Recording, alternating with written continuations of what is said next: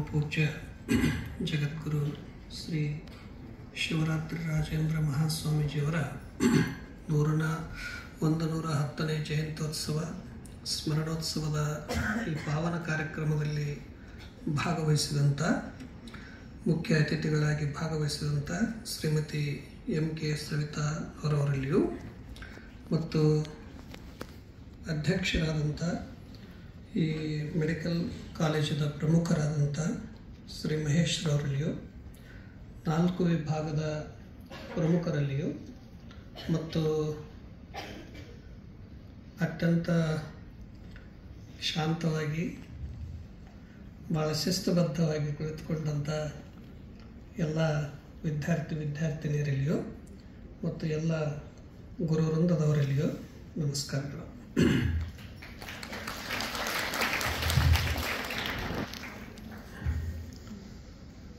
ಶ್ರೀ ಶಿವರಾತ್ರಿ ರಾಜೇಂದ್ರ ಮಹಾಸ್ವಾಮೀಜಿಯವರು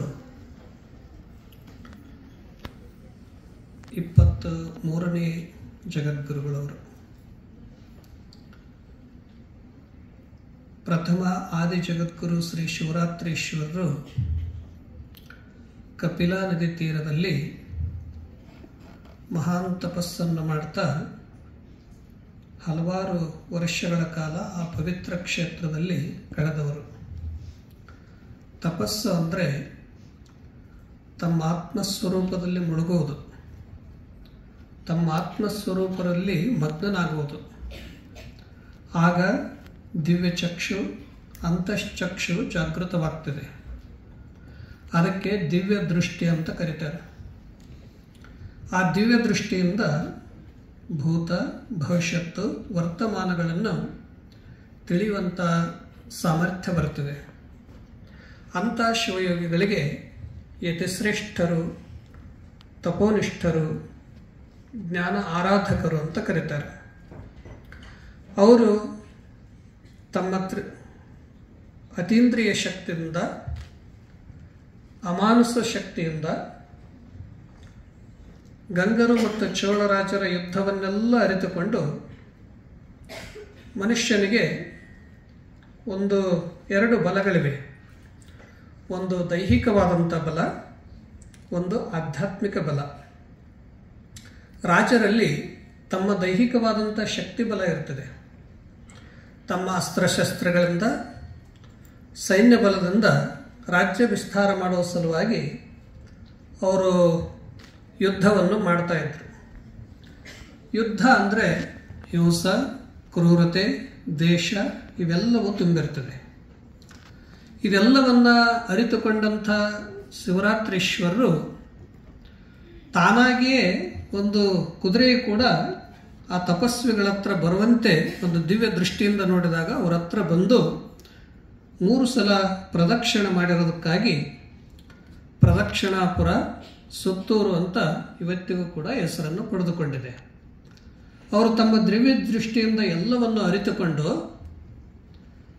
ಆ ಯುದ್ಧ ಗಂಗಾ ರಾಜರು ಚೋಳರಾಜರಿಗೆ ತಮ್ಮ ಆಧ್ಯಾತ್ಮಿಕ ಶಕ್ತಿಯಿಂದ, ತಪಶಕ್ತಿಯಿಂದ, ಯೋಗ ಶಕ್ತಿಯಿಂದ ದೈಹಿಕವಾಗಿ ಮಾನಸಿಕವಾಗಿ ಆಗದೇ ಇರುವಂಥ ಕೆಲಸವನ್ನು ಅವರಿಬ್ಬರಿಗೆ ಆ ಯುದ್ಧದ ಪರಿಣಾಮಗಳು, ಸೈನಿಕರ ಒಂದು ಹಿಂಸಾ ಕೃತಿಗಳನ್ನೆಲ್ಲ ತಿಳಿಸಿಕೊಟ್ಟಾಗ ಅವರಿಬ್ಬರು ರಾಜಿಯಾಗಿ, ಅವರಿಬ್ಬರು ಆತ್ಮೀಯರಾಗಿ ಪರಮ ಗುರುಗಳ ಪರಮ ಶಿಷ್ಯರಾದರು.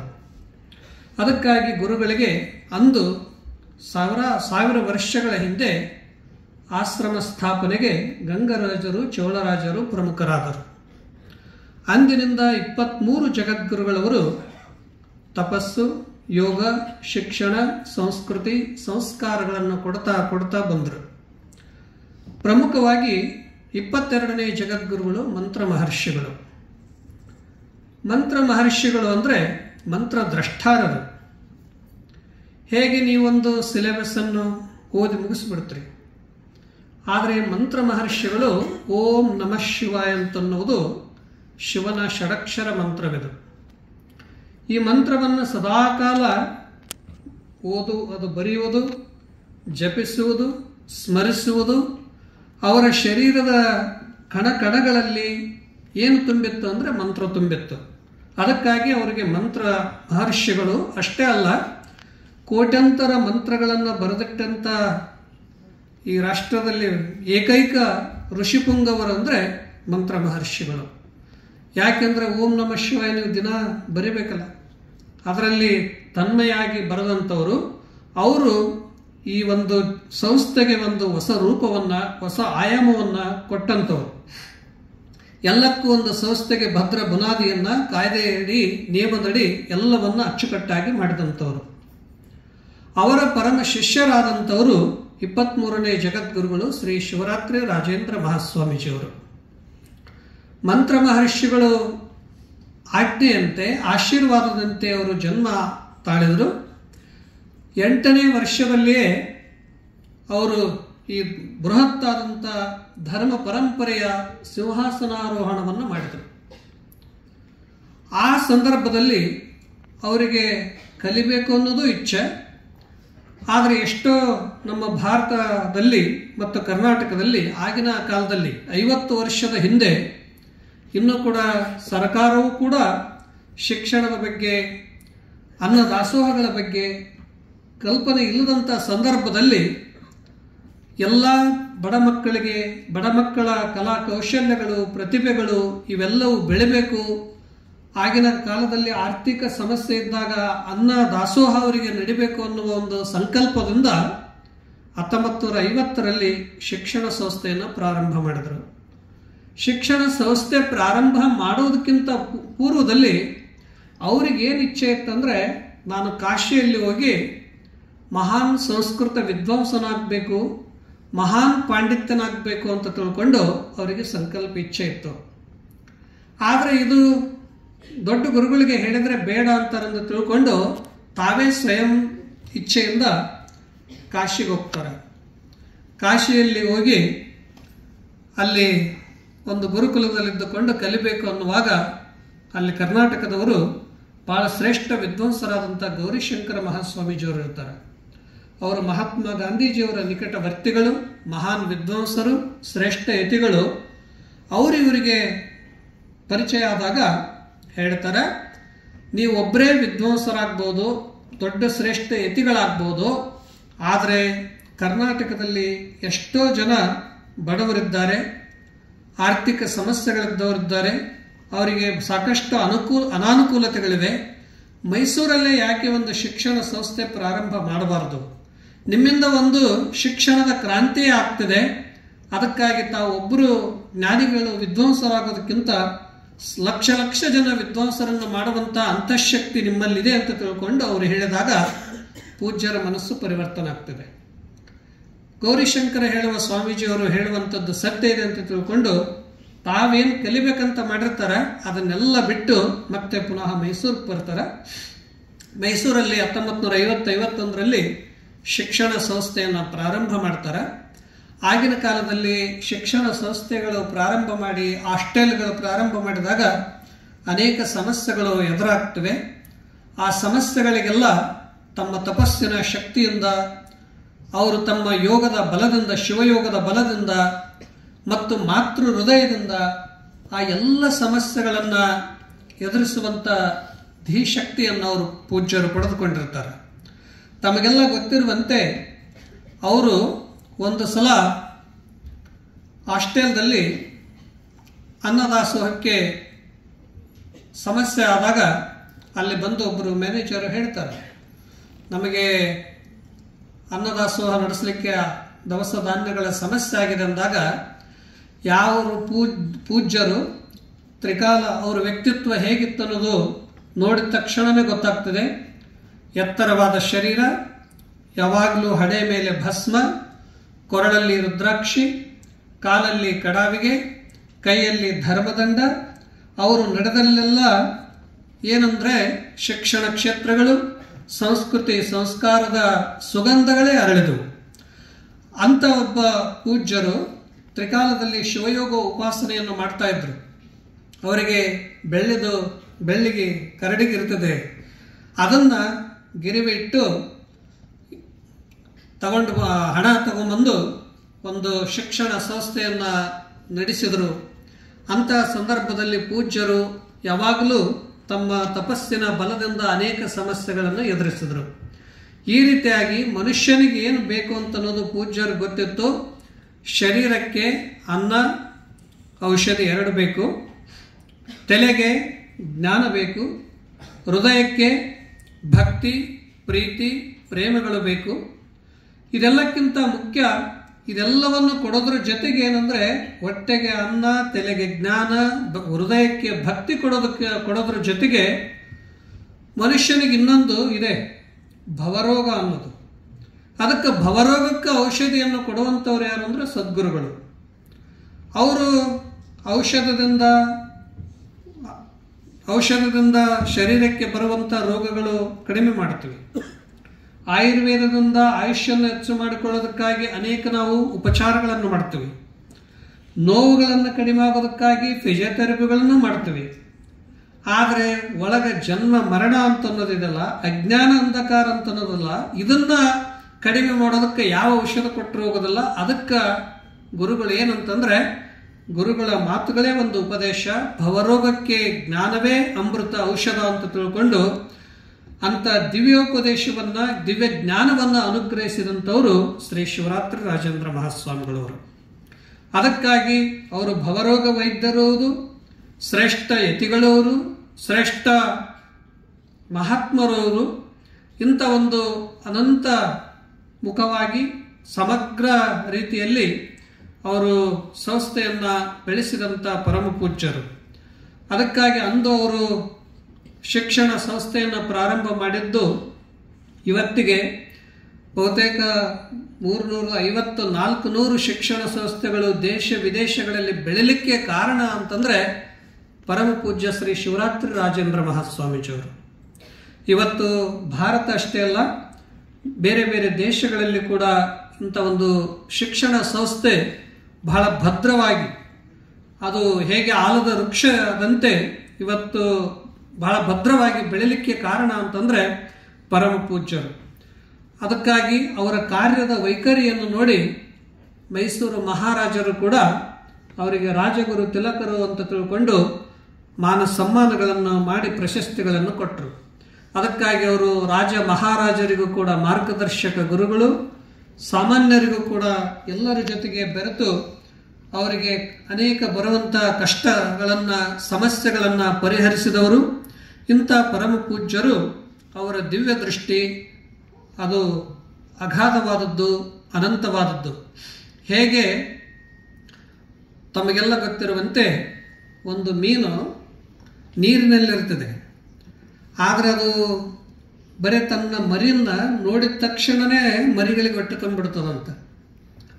ಒಂದು ಆಮೆ ಬರೀ ಸಂಕಲ್ಪ ಮಾಡಿದ ತಕ್ಷಣವೇ ಅದು ತನ್ನ ಮರಿಗಳಿಗೆ ಹೊಟ್ಟೆ ತುಂಬುತ್ತದೆ ಅಂತ. ಆದರೆ ಗುರುಗಳು ಕೂಡ ನೋಡಿ ಮುಟ್ಟಿ ಮಾತನಾಡಿಸಿ ಅನೇಕ ದೃಷ್ಟಿಯಿಂದ ಪ್ರತಿಯೊಬ್ಬರಿಗೂ ಕೂಡ ಸಂತುಷ್ಟಪಡಿಸುವಂಥ, ಸಂತೃಪ್ತಿಪಡಿಸುವಂಥ ಮಹಾನ್ ಶಕ್ತಿ ಉಳ್ಳಂಥವ್ರು ಅಂದರೆ ಶಿವರಾತ್ರಿ ರಾಜೇಂದ್ರ ಮಹಾಸ್ವಾಮೀಜಿಯವರು. ಅಷ್ಟೇ ಅಲ್ಲ, ಅವರು ಸಾಮಾನ್ಯರ ಜೊತೆಗೆ ಎಂಥ ಜ್ಞಾನಿಗಳಾಗಿದ್ದರೂ ಕೂಡ ಸಾಮಾನ್ಯವಾದಂಥ ಜೀವನವೂ ಕೂಡ ಸಾಗಿಸಿದರು. ಹೇಗೆ ತಮಗೆಲ್ಲ ಗೊತ್ತಿರುವಂತೆ ಒಂದು ಸಲ ಅವರು ತಮ್ಮ ಬಟ್ಟೆಯನ್ನು ತಾವೇ ಹೊಲ್ಕೊಳ್ತಾ ಇರ್ತಾರೆ. ಬೇಕಾದಷ್ಟು ಭೋಗ ವೈಭವಗಳಿದ್ರೂ ಕೂಡ ಅದು ಸಮಾಜಕ್ಕಾಗಿ ಉಪಯೋಗಿಸಿದರು, ತಮಗಾಗಿ ಅಲ್ಲ. ಒಂದು ಸಲ ತಮ್ಮ ಬಟ್ಟೆಯನ್ನು ತಾವೇ ಹೊಲಿತಾ ಇರುವಾಗ ಒಬ್ಬ ಭಕ್ತರು ಬಂದ್ರಂತ, ಚಕ್ಕಪ್ಪ ಅನ್ನೋರು. ಸ್ವಾಮೀಜಿ, ತಮಗಿಷ್ಟೆಲ್ಲ ರಾಜಗುರುಗಳಾಗಿ ಬೇಕಾದಷ್ಟು ಸಂಪತ್ತಿರುವಾಗಲೂ ಕೂಡ ನಿಮ್ಮ ಬಟ್ಟೆಯನ್ನು ನೀವೇ ಯಾಕೆ ಹೊಲ್ಕೊಳ್ತೀರಿ ಸೂಜಿ ದಾರ ತಗೊಂಡು? ಅವರು ಹೇಳಿದ್ರಂತ ಪೂಜ್ಯರು, ಇದು ರಾಷ್ಟ್ರದ ಸಂಪತ್ತು, ನಾವು ವೈಯಕ್ತಿಕಕ್ಕಾಗಿ ಅನಾವಶ್ಯಕವಾಗಿ ಇದನ್ನು ಹಾಳು ಮಾಡಬಾರ್ದು. ಎಲ್ಲಿವರೆಗಿದು ಉಪಯುಕ್ತ ಬರ್ತದೆ ಅಲ್ಲಿವರೆಗೆ ಇದನ್ನು ಸರಿಯಾಗಿ ಉಪಯೋಗ ಮಾಡಬೇಕು ಅಂತ ಅನ್ನೋದನ್ನು ಅವರು ಹೇಳಿದರು. ಆದರೆ ಇವತ್ತು ಅಷ್ಟು ದೊಡ್ಡ ಗುರುಗಳಾಗಿದ್ದರೂ ಕೂಡ ಪ್ರತಿಯೊಂದು ವಸ್ತುಗಳು ಕೂಡ ಹೇಗೆ ಉಪಯೋಗ ಮಾಡಬೇಕು ಅಂತ ಅನ್ನೋದನ್ನು ಪಾಠಗಳನ್ನು ಕಲಿಸಿಕೊಟ್ಟರು. ಆದರೂ ನಾವು ಕೂಡ ಇವತ್ತು ನಮಗೆ ಸಾಕಷ್ಟು ಅನುಕೂಲದ ಅಂದರೆ ನಮ್ಮ ಬಟ್ಟೆಗಳಿರಲಿ, ನಮ್ಮ ವಸ್ತುಗಳಿರಲಿ, ನಮ್ಮ ಏನೇ ಪ್ರತಿಯೊಂದಿರಲಿ ಅವುಗಳನ್ನು ಸರಿಯಾಗಿ ಉಪಯೋಗ ಮಾಡಬೇಕು ಅಂತ ಅನ್ನೋದು ಪೂಜ್ಯರ ಆಶಯ. ಅದಕ್ಕಾಗಿ ಜಗದ್ಗುರುಗಳವರು ಅವರು ಹೀಗೆ ಜ್ಯೋತಿ ಮುಟ್ಟಿದ ಬತ್ತಿಗಳೆಲ್ಲವೂ ಜ್ಯೋತಿಯಪ್ಪವು, ಸಾಗರ ಮುಟ್ಟಿದ ನದಿಗಳೆಲ್ಲವೂ ಸಾಗರವಪ್ಪುವು, ಲಿಂಗ ಮುಟ್ಟಿದ ಅಂಗವೆಲ್ಲವೂ ಲಿಂಗ ಒಪ್ಪುದು, ಸಕಲೇಶ್ವರ ದೇವ ನಿಮ್ಮ ಮುಟ್ಟಿದವರೆಲ್ಲರೂ ನಿಮ್ಮಂತಪ್ಪರಯ್ಯ ಅನ್ನುವಂತೆ ಹೇಗೆ ಒಂದು ಜ್ಯೋತಿ ಲಕ್ಷಾಂತರ ಜ್ಯೋತಿಗಳನ್ನು ಬೆಳಗಿಸ್ತಿದೆಯೋ ಹಾಗೆ ಒಬ್ಬ ಯತಿವರ್ಯರು ಇವತ್ತು ಇಡೀ ದೇಶದ ತುಂಬೆಲ್ಲಷ್ಟೇ ಅಲ್ಲ, ಲಕ್ಷ ಲಕ್ಷ ಮತಿಗಳಲ್ಲಿರುವ ಅಜ್ಞಾನ ಅಂಧಕಾರಗಳನ್ನು ಅಳಿಸಿ ಜ್ಞಾನದ ದೀಪವನ್ನು ಹೊತ್ತಿಸಿದವರು ಅಂತಂದ್ರೆ ನಮ್ಮ ಶಿವರಾತ್ರಿ ರಾಜೇಂದ್ರ ಮಹಾಸ್ವಾಮೀಜಿಗಳವರು. ಅದಕ್ಕಾಗಿ ಅವರೊಂದು ಜ್ಞಾನದ ಜ್ಯೋತಿ. ಜ್ಯೋತಿ ಮುಟ್ಟಿದ ಬತ್ತಿಗಳೆಲ್ಲವೂ ನಾವು ಜ್ಯೋತಿಯಾದಂತೆ ಸಾಗರ ಮುಟ್ಟಿದ ನದಿಗಳೆಲ್ಲವೂ ಸಾಗರವಾಗ್ತವೆ. ನದಿಗಳೆಲ್ಲವೂ ಸಾಗರದ ಕಡೆ ಹೋಗಿ ಸಾಗರದಲ್ಲಿ ಸೇರಿದಾಗ ತನ್ನ ನಾಮ ರೂಪ ಗುಣಗಳನ್ನೆಲ್ಲ ಕಳೆದುಕೊಳ್ಳುತ್ತದೆ. ಹಾಗೆ ನಮ್ಮ ಲಿಂಗ ಮುಟ್ಟಿದ ಅಂಗವೆಲ್ಲವೂ ಲಿಂಗ ಒಪ್ಪುದು ಅಂದ್ರೆ ಯಾವುದು ಪವಿತ್ರವಾಗಿರುವಂಥದ್ದು ಮುಟ್ಟಿದಾಗ ಈ ಶರೀರವು ಕೂಡ ಲಿಂಗಮಯ ಶಿವಮಯವಾಗ್ತದೆ. ಸಕಲೇಶ್ವರ ದೇವ ನಿಮ್ಮ ಮುಟ್ಟಿದವರೆಲ್ಲವರು ನಿಮ್ಮಂತಪ್ಪರಯ್ಯ ಅಂತಂದ್ರೆ ಅವರ ಸನ್ನಿಧಿಗೆ ಬಂದಂಥವರೆಲ್ಲರೂ ಅವರಿಗೆ ಜ್ಞಾನ ಸಂಸ್ಕೃತಿ ಸಂಸ್ಕಾರಗಳನ್ನು ಕೊಟ್ಟಂತ ಪೂಜ್ಯರು. ಅದಕ್ಕಾಗಿ ಅವರು ಮಹಿಳೆಯರಿಗಾಗಿ ಹಾಸ್ಟೆಲ್ಗಳು, ಗ್ರಾಮೀಣ ಮಕ್ಕಳಿಗಾಗಿ ಶಿಕ್ಷಣ ಸಂಸ್ಥೆಗಳು ಮತ್ತು ಅಷ್ಟೇ ಅಲ್ಲ ಸಾಹಿತ್ಯ, ಹೀಗೆ ಒಂದು ಅನಂತಮುಖವಾಗಿ ವಿಶ್ವ ವಿರಾಟ ರೂಪವಾಗಿ ಕಾರ್ಯ ಮಾಡುವಂಥ ಶಕ್ತಿ ಯಾರಲ್ಲಿದೆ ಅಂತಂದ್ರೆ ಅದಕ್ಕಾಗಿ ಅಂತ ಒಬ್ಬ ಉದಾಹರಣೆಯ ಗುರುಗಳು ಅಂತಂದ್ರೆ ಪರಮ ಪೂಜ್ಯ ಶ್ರೀ ಶಿವರಾತ್ರಿ ರಾಜೇಂದ್ರ ಮಹಾಸ್ವಾಮೀಜಿಯವರು. ಹೇಗೆ ಭಗವದ್ಗೀತೆಯಲ್ಲಿ ಹೇಳಿದಂತೆ ಆಗಾಗ ಮಹಾತ್ಮರ ಅವತಾರ ತಾಳ್ತಾರ. ಯಾಕೆ ಅಂತಂದ್ರೆ ಯದಾ ಯದಾ ಹಿ ಧರ್ಮಸ್ಯ ಗ್ಲಾನಿರ್ಭವತಿ ಭಾರತ ಅದ್ಭುತಾನಂ ಅಧರ್ಮಸ್ಯ ತದಾತ್ಮಾನಂ ಸೃಜಾಮ್ಯಹಂ ಅನ್ನುವಂತೆ ಆಗಾಗ ಯಾವಾಗವಾಗ ಧರ್ಮ ನಾಶ ಆಗ್ತಿದೆ, ಸಂಸ್ಕೃತಿ ನಾಶ ಆಗ್ತಿದೆ, ಅಜ್ಞಾನ ಅಂಧಕಾರ ಹೆಚ್ಚಾಗ್ತಿದೆ. ಅಂತ ಸಂದರ್ಭದಲ್ಲಿ ಭಗವಂತನು ಯಾವುದೋ ಗುರು ರೂಪದಲ್ಲಿ ಮಹಾತ್ಮ ರೂಪದಲ್ಲಿ ಅವತಾರವನ್ನು ತಾಳಿ ಆ ಕಷ್ಟಗಳನ್ನು ಪರಿಹಾರ ಮಾಡ್ತಾನಂತ. ಹಾಗೆ ಆ ಸಂದರ್ಭದಲ್ಲಿ ಯಾವುದೋ ಒಂದು ಶಿಕ್ಷಣ ಅಂತನ್ನೋದು ಬೇಕಾಗಿತ್ತು. ಆ ಶಿಕ್ಷಣವನ್ನ ಬೃಹತ್ತಾಗಿ ಒಂದು ಶಿಕ್ಷಣ ಕೊಡೋದ್ರ ಜೊತೆಗೆ ಧರ್ಮ ಸಂಸ್ಕೃತಿ ಸಂಸ್ಕಾರ ನೀತಿ ಸದಾಚಾರಗಳನ್ನೆಲ್ಲ ಕಲಿಸಿಕೊಟ್ಟಂಥವರು ಪರಮ ಪೂಜ್ಯರು. ಅದಕ್ಕಾಗಿ ಅವರು ಧರ್ಮ ಸಂಸ್ಥಾಪಕರು, ಜಗದ್ಗುರುಗಳವರು, ಶ್ರೇಷ್ಠ ಯತಿವರ್ಯರು. ಇಂಥ ಪೂಜ್ಯರ 110ನೇ ಜಯಂತ್ಯೋತ್ಸವ ಇಂದು ಎಲ್ಲ ಶಿಕ್ಷಣ ಸಂಸ್ಥೆಗಳಲ್ಲಿ ನಡೀತಾ ಇದೆ. ಅವರಿಗೆ ನಾವು ಯಾಕೆ ಕೃತಜ್ಞತೆಯನ್ನು ಸಲ್ಲಿಸಬೇಕಂದ್ರೆ ಭಾರತೀಯ ಸಂಸ್ಕೃತಿಯಲ್ಲಿ ಒಂದು ಮಾತನ್ನು ಹೇಳ್ತಾರೆ, ಹೂಗಳಿವೆ, ಎಲ್ಲರಿಗೂ ಹೂ ಪ್ರಿಯ, ದೇವರ ಮಡಿಗೆ ಇರುವಂಥದ್ದು ಹೂವು. ಪ್ರತಿಯೊಂದು ಶುಭ ಕಾರ್ಯಗಳಲ್ಲಿ ಮೊಟ್ಟ ಮೊದಲಿಗೆ ನಾವು ಸಮರ್ಪಿಸುವುದು ಹೂವು. ಅದು ಹೂವು ಅರಳುವಾಗ ಪ್ರಕೃತಿಯಲ್ಲಿ ಹೂವು ಅರಳುತ್ತದಲ್ಲ, ಏನಿದ್ರೆ ಹೂವು ಅರಳುತ್ತದೆ ಅಂದ್ರೆ ಸೂರ್ಯನ ಬೆಳಕಿದ್ರೆ ಮಾತ್ರ ಹೂವು ಅರಳುತ್ತದೆ, ಸೂರ್ಯನ ಕಿರಣಗಳ ಅದರ ಮೇಲೆ ಬಿದ್ದರೆ ಮಾತ್ರ ಹೂವು ಅರಳುತ್ತದೆ. ಅದಕ್ಕಾಗಿ ಹೂಗಳು ತನ್ನಲ್ಲಿರುವ ಸುಗಂಧ, ತನ್ನಲ್ಲಿರುವ ಮಕರಂದ, ತನ್ನಲ್ಲಿರುವ ಬಣ್ಣ, ತನ್ನಲ್ಲಿರುವ ಒಂದು ಮಧುರತೆ ಅದು ಅಭಿವ್ಯಕ್ತಗೊಳ್ಳಬೇಕಾಗಿತ್ತಂದ್ರೆ ಸೂರ್ಯನೇ ಬರಬೇಕಾಗ್ತದೆ. ಸೂರ್ಯನುದಯ ತಾವರೆಗೆ ಜೀವಾಳ. ಆ ಹೂವು ಏನು ಹೇಳ್ತದಂದ್ರೆ, ಏ ಸೂರ್ಯದೇವನೇ ನೀನು ಬಾ, ನಿನ್ನ ಕಿರಣಗಳು ನನ್ನ ಮೇಲೆ ಬಿದ್ದಾಗ ನಾನು ಅರಳುತ್ತೇನೆ, ಆದರೆ ನಾನು ಅರಳಿದ ಬಳಿಕ ನಿನ್ನ ಕಡೆನೇ ಮುಖ ಮಾಡಿರ್ತೇನೆ, ನಾನು ನಿನಗೆ ನಾನು ಕೃತಜ್ಞನಾಗಿರ್ತೇನೆ ಅಂತ ಹೇಳ್ತದೆ. ಅದಕ್ಕಾಗಿ ಹೂಗಳೆಲ್ಲ ಸೂರ್ಯನ ಕಡೆ ಮುಖ ಮಾಡಿರ್ತಾವ. ಒಬ್ಬ ಕವಿ ಬಂದು ಹೂವಿಗೆ ಕೇಳ್ತಾನ, ನೀ ಯಾಕೆ ಯಾವಾಗಲೂ ಹೂ ಸೂರ್ಯನ ಕಡೆ ಮುಖ ಮಾಡಿ ಇರ್ತೀಯ? ಸೂರ್ಯ ಪೂರ್ವದಲ್ಲಿ ಉದಯ ಆದಂದ್ರೆ ಸೂರ್ಯ ಪೂರ್ವಕ್ಕೆ ಅರಳ್ತಿ, ಪಶ್ಚಿಮಕ್ಕಾಯದಂದ್ರೆ ಪಶ್ಚಿಮಕ್ಕೆ ಮುಖ ಮಾಡ್ತಿ, ಯಾಕೆ ಅಂತ ಕೇಳಿದಾಗ ಆ ಹೂ ಹೇಳ್ತದ ಕವಿಗೆ, ನಾನು ಇಷ್ಟೆಲ್ಲ ನನ್ನೊಳಗಿರುವ ಸುಗಂಧ, ನನ್ನೊಳಗಿರುವ ಅದ್ಭುತ ಕಲಾ ಕೌಶಲ್ಯಗಳು ಹೊರಗೆ ಬರಬೇಕಾದ್ರೆ ಸೂರ್ಯನೇ ಕಾರಣ, ಸೂರ್ಯನೇ ನನಗೆ ಗುರು, ಸೂರ್ಯನೇ ನನಗೆ ಊರ್ಜಾ ಶಕ್ತಿ. ಹಾಗೆ ನಮಗೆಲ್ಲ ಜ್ಞಾನವನ್ನು ಕೊಟ್ಟಂತ, ನಮಗೆಲ್ಲ ಶ್ರೇಷ್ಠ ಜೀವನ ಕೊಟ್ಟಂತ, ನಮ್ಮನ್ನೆಲ್ಲ ಒಂದು ಹೊಸ ದಿಶೆಯತ್ತ ಕಳಿಸಿರುವಂತ ಯಾರು ಅಂತಂದ್ರೆ ಜ್ಞಾನ ಸೂರ್ಯರು ಜಗದ್ಗುರು ಶ್ರೀ ಶಿವರಾತ್ರಿ ರಾಜೇಂದ್ರ ಮಹಾಸ್ವಾಮೀಜರು. ಅದಕ್ಕಾಗಿ ನಾವು ಕೂಡ ಅವರಿಗೆ ಯಾವಾಗಲೂ ಉಪಕೃತವಾಗಿರಬೇಕಾಗ್ತದೆ. ಎಲ್ಲ ದಾನಗಳಲ್ಲಿ ಅನ್ನದಾನ, ವಿದ್ಯಾದಾನ, 5 ದಾನಗಳು ಹೇಳ್ತಾರೆ ಭಾರತೀಯ ಸಂಸ್ಕೃತಿಯಲ್ಲಿ: ಅನ್ನದಾನ, ವಿದ್ಯಾದಾನ, ಭೂದಾನ, ಗೋದಾನ, ಇನ್ನೊಂದು ಕನ್ಯಾದಾನ ಅಂತ ಎಲ್ಲ ಕೊಡ್ತಾರೆ ಮಾಡ್ತಾರೆ ಅದನ್ನು. ಆದರೆ ವಿದ್ಯಾದಾನ ಅಂತ ಅನ್ನೋದು ಬಹಳ ಶ್ರೇಷ್ಠವಾಗಿರುವಂಥದ್ದು. ಯಾವಾಗಲೂ ವಿದ್ಯಾ ಅಂತ ಅನ್ನೋದಿತ್ತಂದ್ರೆ ಜಗತ್ತಿನಲ್ಲಿ ಹೇಳ್ತಾರಲ್ಲ, ಒಬ್ಬ ರಾಜ ಒಂದು ದೇಶದಲ್ಲಿ ಗೌರವತನಾದರೆ ವಿದ್ಯಾವಂತ, ಇವತ್ತು ಯಾವ ದೇಶಕ್ಕೆ ಹೋದರೂ ಆತ ಗೌರವಾನ್ವಿತ ವ್ಯಕ್ತಿ ಆಗ್ತಾನ ಅಂತನ್ನೋದು. ಅದಕ್ಕಾಗಿ ವಿದ್ಯೆಗೆ ಸಮಾನವಾಗಿರುವಂಥದ್ದು ಮತ್ತೇನೂ ಇಲ್ಲ. ಆ ವಿದ್ಯೆ ಅಂತನ್ನೋದು ನಹಿ ಜ್ಞಾನೇನ ಸದೃಶಂ ಪವಿತ್ರ ಮಹಾವಿದ್ಯತೆ ತತ್ಸಂಯಮ ತೇಂದ್ರಿಯ ಅನ್ನುವಂತೆ ಜ್ಞಾನಕ್ಕೆ ಸಮಾನವಾಗಿರುವಂಥದ್ದು ಈ ಜಗತ್ತಿನಲ್ಲಿ ಯಾವುದಿಲ್ಲ. ಜ್ಞಾನ ಯಾರೂ ಕಸಿದುಕೊಳ್ಳಲಾರದಂಥ ಆಸ್ತಿ. ಜ್ಞಾನ ಸಂಪತ್ತು ಯಾವಾಗಲೂ ನಮ್ಮನ್ನು ಕೆಳಗೆ ಬೀಳದಂತೆ ನಮ್ಮನ್ನು ಮೇಲಕ್ಕೆ ಕೊಂಡೊಯ್ಯುವಂಥದ್ದು ಶ್ರೇಷ್ಠ ಅಂತನ್ನೋದು ಜ್ಞಾನ. ಅದಕ್ಕೆ ನಮ್ಮ ಮತಿಯೊಳಗೆ ಏನು ತುಂಬಿರಬೇಕು ಅಂತಂದರೆ ಜ್ಞಾನ. ಅಂಥ ಮತಿಗೆ ಬೆಳಕನ್ನು ನೀಡಿದವರು, ಜ್ಞಾನವನ್ನು ಅನುಗ್ರಹಿಸಿದಂಥ ಪರಮ ಪೂಜ್ಯರು ಶ್ರೀ ಶಿವರಾತ್ರಿ ರಾಜೇಂದ್ರ ಮಹಾಸ್ವಾಮೀಜಿಯವರು. ಅದಕ್ಕಾಗಿ ಅವರು ಮಾನವನ ಮಹಾಜ್ಯೋತಿ, ಮಾನವ ಕುಲದ ಮಹಾಜ್ಯೋತಿ ಅವರು. ಅಂಥ ಮಾನವ ಕುಲದ ಮಹಾಜ್ಯೋತಿ ಪ್ರತಿಯೊಬ್ಬರಿಗೆ ದಿವ್ಯ ಜ್ಯೋತಿಯನ್ನು ಬೆಳಗಿಸಿದಂಥವರು. ಅವರ ಬದುಕು ಒಂದು ಶ್ರೇಷ್ಠವಾದಂಥದ್ದು, ಅವರ ಬದುಕು ಒಂದು ಆದರ್ಶವಾಗಿರುವಂಥದ್ದು. ಅವರು ಎಲ್ಲಿವರೆಗೆ ನಮ್ಮ ಮಾನವ ಕುಲದಲ್ಲಿ ಮಾನವನ ಮತಿಯಲ್ಲಿ ಇರ್ತಾರಂತಂದರೆ, ಎಲ್ಲಿವರೆಗೆ ಈ ಭೂಮಿಯಲ್ಲಿ ಸೂರ್ಯ ಚಂದ್ರ ಇರ್ತಾರೋ ಅಲ್ಲಿವರೆಗೆ ಅವರ ಒಂದು ಶಿಕ್ಷಣ ಕೊಟ್ಟಂಥ, ಶಿಕ್ಷಣ ದಾನ ಮಾಡಿದಂಥ ಅವರ ಹೆಸರು ಕೂಡ ಅಮರ ಅವಿನಾಶಿಯಾಗಿರ್ತದೆ. ಅಂಥ ಪರಮ ಪೂಜ್ಯರು ಅಂತರಂಗದ ಬಹಿರಂಗದ ಹಸಿವನ್ನು ನೀಗಿಸಿ ನಮ್ಮನ್ನೆಲ್ಲ ಒಂದು ಶ್ರೇಷ್ಠ ಜೀವನದ ಕಡೆ ಕರೆದುಕೊಂಡು ಹೋಗುವಂಥ ಯತಿಶ್ರೇಷ್ಠರು, ಮಾರ್ಗದರ್ಶಕರು. ಅವರು ಹೇಳಿದರು, ಭಾಳ ಸುಂದರವಾಗಿ ಏನು ಹೇಳಿದರು ಅಂತಂದರೆ, ಮನುಷ್ಯನಿಗೆ ಪೂಜೆ ಅಂತನ್ನೋದು ಯಾವುದಂದರೆ, ಯಾವರಿಗೆ ನಾವು ಇನ್ನೊಬ್ಬರಿಗೆ ಸಹಾಯ ಮಾಡ್ತೀವೋ ಅದೇ ಪೂಜೆ.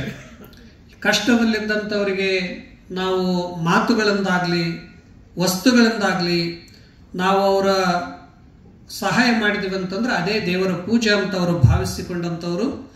ಅಂಥ ಒಬ್ಬ ಯತಿಶ್ರೇಷ್ಠರ ಶ್ರೀ ಶಿವರಾತ್ರಿ ರಾಜೇಂದ್ರ ಮಹಾಸ್ವಾಮಿಗಳವರ 110ನೇ ಜಯಂತ್ಯೋತ್ಸವದಲ್ಲಿ ನಾವೆಲ್ಲ ಭಾಗವಹಿಸಿದ್ದು, ಇದೆಲ್ಲ ನಮ್ಮೆಲ್ಲರ ಸೌಭಾಗ್ಯ. ಇದು ಒಂದು ನಮ್ಮ ಪುಣ್ಯ. ಯಾಕಂದರೆ ಎಲ್ಲರಿಗೂ ಅವರನ್ನು ನೆನಪಿಸಿಕೊಳ್ಳುವಂಥ ಈ ಶುಭ ಸಂದರ್ಭದಲ್ಲಿ, ಪಾವನ ಸಂದರ್ಭದಲ್ಲಿ ಅವರ ದಿವ್ಯ ಜೀವನ ಒಂದು ವೈಶಿಷ್ಟ್ಯವಾಗಿರುವಂಥದ್ದು. ಅವರ ಬಾಲ್ಯದಿಂದ ಹಿಡಿದುಕೊಂಡು ಜೀವನದ ಕೊನೆ ಕ್ಷಣದವರೆಗೂ ಯಾರಿಗಾಗಿ ಮಾಡಿದರು ಅಂದರೆ, ಒಂದು ಜ್ಯೋತಿ ತನಗಾಗಿ ಅಲ್ಲ, ತನ್ನನ್ನೇ ಸುಟ್ಟುಕೊಂಡು ಸಮಾಜಕ್ಕಾಗಿ ಬೆಳಕನ್ನು ಕೊಟ್ಟಂತೆ ಎಲ್ಲರಿಗೆ ಬೆಳಕನ್ನು ಕೊಟ್ಟಂಥವರು ಅವರು ಪುಣ್ಯ ಪುರುಷರು. ಎಲ್ಲರಿಗೆ ದಿವ್ಯ ಜ್ಞಾನವನ್ನು ಕೊಟ್ಟಂಥ ಶ್ರೇಷ್ಠರು. ಅದಕ್ಕಾಗಿ ಅವರ ಬದುಕು ಬಹಳ ಶ್ರೇಷ್ಠವಾಗಿರುವಂಥದ್ದು. ಒಮ್ಮೆ ಪೂಜ್ಯರು ಅಮೇರಿಕಕ್ಕೆ ಹೋಗಿರ್ತಾರೆ. ಅಮೇರಿಕಕ್ಕೆ ಹೋದಾಗ ಆಗಿನ ಕಾಲದಲ್ಲಿ ಶ್ರೇಷ್ಠ ಯತಿಗಳು ಅಂತಂದರೆ ಹಿಮಾಲಯದ ಸ್ವಾಮಿ ರಾಮ ಅವರು ಅಂತ. ತಾವೆಲ್ಲ ಅವ್ರದ್ದು ಪುಸ್ತಕಗಳನ್ನು ಓದಿರಬೇಕು. ಸ್ವಾಮಿ ರಾಮ ಅವ್ರದ್ದು ಹಿಮಾಲಯದ ಮಹಾನ್ ಸಾಧಕರವರು. ಅವರು ಕೂಡ ಅಮೇರಿಕಕ್ಕೆ ಹೋಗಿರ್ತಾರೆ. ಪೂಜ್ಯರಿಗೆ ಗೊತ್ತಾಗ್ತದೆ ಸ್ವಾಮಿ ರಾಮ ಅವರು ಬಂದಿದ್ದಾರೆ ಅಂತ. ಆದರೆ ಅವರಿಗೆ ಭೇಟಿ ಆಗಬೇಕು ಅಂತ ತಿಳ್ಕೊಂಡು ಪೂಜ್ಯರು ಅಲ್ಲಿಗೆ ಹೋಗ್ತಾರೆ. ಆದರೆ ಅವರು ಧ್ಯಾನದಲ್ಲಿ ತಮ್ಮ ಸಾಧನೆಯಲ್ಲಿ ಇರ್ತಾರೆ. ಪೂಜ್ಯರು ಒಂದು ಸ್ವಲ್ಪ ಹೊತ್ತು ಇದ್ದುಕೊಂಡು ವಾಪಸ್ಸು ತಾವಿರುವ ರೂಮಲ್ಲಿ ಬರ್ತಾರೆ. ಸ್ವಾಮಿ ರಾಮ ಅವರಿಗೆ ಗೊತ್ತಾಗ್ತದೆ, ಹೀಗೆ ಕರ್ನಾಟಕದಿಂದ ಒಬ್ಬ ಶಿವಯೋಗಿಗಳು ಬಂದಿದ್ದರು, ಬಹಳ ದಿವ್ಯ ಪುರುಷರು, ತೇಜಪುಂಜ ಅವರು ಮುಖವುಳ್ಳಂಥವರು. ಅವರು ಅಂಥ ಪೂಜ್ಯರಲ್ಲಿ ತಮ್ಮ ದರ್ಶನಕ್ಕೆ ಬಂದಿದ್ದರು ಅಂತಂದಾಗ ಅವಾಗ ಸ್ವಾಮಿ ರಾಮ ಅವರು ಹೇಳ್ತಾರಂತ, ಇಲ್ಲ ನಾವೇ ಅವ್ರ ದರ್ಶನಕ್ಕೆ ಹೋಗೋಣ ಅಂತ ತಿಳ್ಕೊಂಡು ಸ್ವಾಮಿ ರಾಮ ಅವರು ಶ್ರೀ ಶಿವರಾತ್ರಿ ರಾಜೇಂದ್ರ ಮಹಾಸ್ವಾಮೀಜಿಯವರು ದರ್ಶನಕ್ಕೆ ಬರ್ತಾರೆ. ಅವರಿದ್ದಲ್ಲಿಗೆ ಬಂದಾಗಿ ಇವ್ರನ್ನ ನೋಡ್ತಾರೆ. ಇವ್ರನ್ನ ನೋಡಿ ಅವರು ಒಂದೆರಡು ಮಾತು ಹೇಳ್ತಾರೆ. ಸ್ವಾಮಿ ರಾಮ ಅವರು ಯಾರು ಹಿಮಾಲಯದಲ್ಲಿ ಅದೃಶ್ಯ ರೂಪದಲ್ಲಿ, ಅವ್ಯಕ್ತ ರೂಪದಲ್ಲಿ ಇವತ್ತಿಗೂ ಕೂಡ ನಮ್ಮ ಭಾರತೀಯ ಋಷಿಮುನಿಗಳಿದ್ದಾರೆ ಅಂತ ಹೇಳ್ತಾರೋ ಅಂತ ಒಬ್ಬ ಹಿಮಾಲಯದಲ್ಲಿರುವಂಥ ದಿವ್ಯ ಯೋಗಿಯನ್ನ ನಾನು ಹಿಮಾಲಯದಲ್ಲಿ ಅಷ್ಟಲ್ಲ, ಇಂಥ ಅಮೆರಿಕದಲ್ಲಿ ಶಿವರಾತ್ರಿ ರಾಜೇಂದ್ರ ಮಹಾಸ್ವಾಮೀಜಿಯವರನ್ನು ನಾನು ಕಂಡೆ. ಇವರು ಹಿಮಾಲಯದಲ್ಲಿ ಇರುವಂಥ ಪುಣ್ಯ ಪುರುಷರಂತೆ ಮಹಾನ್ ತಪಸ್ವಿಗಳು. ಇವರನ್ನು ನೋಡಿದ ತಕ್ಷಣವೇ ಎಂಥವ್ರಿಗಾದರೂ ಕೂಡ ಬಾಗ್ಬೇಕು ಅನಿಸ್ತದೆ, ಅವರ ಸೌಮ್ಯವಾದ ಮಾತುಗಳು ಕೇಳಬೇಕು ಅನಿಸ್ತದೆ. ಅಂದು ಅವರ ವ್ಯಕ್ತಿತ್ವಕ್ಕೆ ಮಾರು ಹೋದಂಥ ಸ್ವಾಮಿ ರಾಮ ಅವರು ಮೈಸೂರಿಗೆ ಬಹುತೇಕ 2-3 ಸಲ ಬಂದು ಪೂಜ್ಯರ ಒಂದು ಕಾರ್ಯವೈಖರಿಯನ್ನು ನೋಡಿ ಇವರ ಒಂದು ಸೇವೆ, ಇವರ ಸಮಾಜೋದ್ಧಾರಕ ಕಾರ್ಯಗಳನ್ನು ನೋಡಿ ಅವರು ಬಹಳಷ್ಟು ವರ್ಣನೆ ಮಾಡಿದರು. ಅದಕ್ಕಾಗಿ ಭಾರತ ಅಷ್ಟೇ ಅಲ್ಲ, ಅನೇಕ ರಾಷ್ಟ್ರಗಳಲ್ಲಿ ಕೂಡ ಪೂಜ್ಯರು ಸಂಚರಿಸಿದಲ್ಲೆಲ್ಲ ನೀನೊಲೆದು ಪಾದವನಿಟ್ಟ ನೆಲವೇ ಸುಕ್ಷೇತ್ರ ಜಲವೇ ಪಾವನ ತೀರ್ಥ ಸುಲಭ ಶ್ರೀ ಗುರುವೇ ಕೃಪೆಯಾಗು ಅನ್ನುವಂತೆ ಎಲ್ಲೆಲ್ಲಿ ಅವರು ಪಾದ ಸ್ಪರ್ಶವಾಗ್ತಿದೆಯೋ ಅಲ್ಲೆಲ್ಲ ಒಂದು ಸಂಸ್ಥೆಗಳು ಪ್ರಾರಂಭವಾದವು. ಅದಕ್ಕಾಗಿ ಅಮೆರಿಕದಲ್ಲಿ ಈಗಿನ ಶಿವರಾತ್ರಿ ದೇಶಿಕೇಂದ್ರ ಮಹಾಸ್ವಾಮೀಜಿಯವರು ಕೂಡ ಪೂಜ್ಯ ಶಿವರಾತ್ರಿ ರಾಜೇಂದ್ರ ಮಹಾಸ್ವಾಮೀಜಿಯವರು ಅಂದು ಅಮೆರಿಕಕ್ಕೆ ಹೋಗಿದ್ರು, ಅಲ್ಲಿ ಒಂದು ಸಂಸ್ಥೆ ಆಗ್ಬೇಕಂತ ತಿಳ್ಕೊಂಡು ಇವತ್ತು ಮೇರಿಲ್ಯಾಂಡದಲ್ಲಿ ಒಂದು ಬೃಹತ್ತಾದಂಥ JSS ಸ್ಪಿರಿಚುವಲ್ ಶಿಕ್ಷಣ ಸಂಸ್ಥೆ, ಅದು ಕೇವಲ ಸಮಸ್ತ ಭಾರತೀಯರು ಅಮೆರಿಕದವರಿಗೂ ಕೂಡ ಯೋಗ ಧ್ಯಾನ ಶಿಕ್ಷಣ ಮತ್ತು ಹಿಂದೂ ಸಂಸ್ಕೃತಿಯ ಮಂದಿರ ದರ್ಶನ ಅಲ್ಲಿ ಆಗ್ಬೇಕಂತ ತಿಳ್ಕೊಂಡು ಬೃಹತ್ ಪ್ರಮಾಣದಲ್ಲಿ ಒಂದು ಸಂಸ್ಥೆಯನ್ನ ಮಾಡ್ತಾ ಇದ್ದಾರೆ. ಅದಕ್ಕಾಗಿ ಪೂಜ್ಯರು ಎಲ್ಲೆಲ್ಲಿ ಹೋದ್ರೋ ಅಲ್ಲೆಲ್ಲ ಬೃಹತ್ ಸಂಸ್ಥೆಗಳಾಗಿ ಮಾಡಿದಂಥ ಪೂಜ್ಯರು. ಅಂಥ ಪೂಜ್ಯರ ಒಂದು ಶ್ರೇಷ್ಠವಾಗಿರುವಂಥವರನ್ನ ಸ್ಮರಿಸೋದೇ ಒಂದು ಪುಣ್ಯ ಪೂಜೆ.